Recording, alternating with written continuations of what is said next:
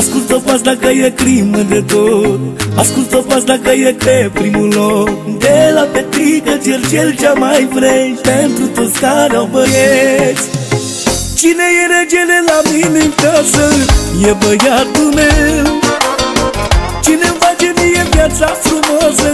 Norocosul meu. Cine e regele la mine în casă? E băiatul meu. Cine-mi face mie viața frumoasă? Norocosul meu.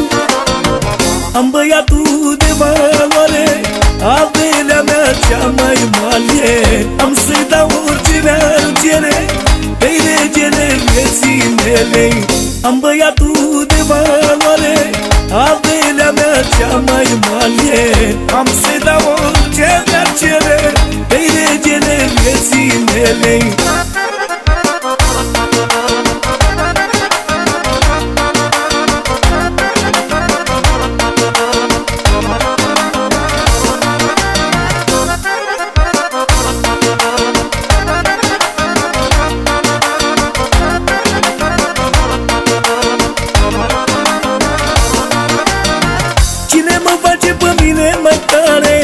E băiatul meu.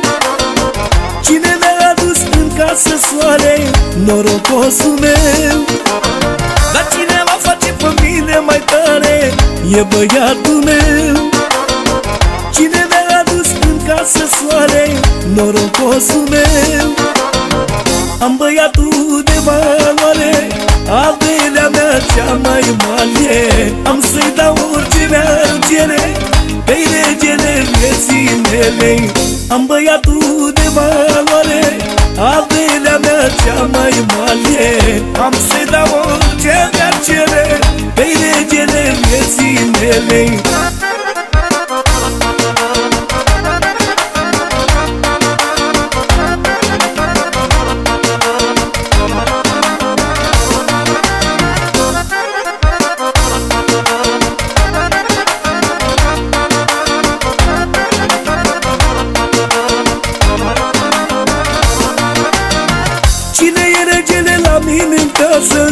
E băiatul meu.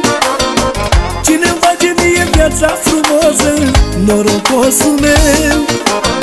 Dar cine va face pe mine mai tare? E băiatul meu. Cine mi-a adus în casă soare? Norocosul meu. Am băiatul de valoare, averea mea cea mai mare. Am să-i dau orice mi-ar cere, pe-i regele vieții mele. Am băiatul de valoare, averea mea cea mai mare.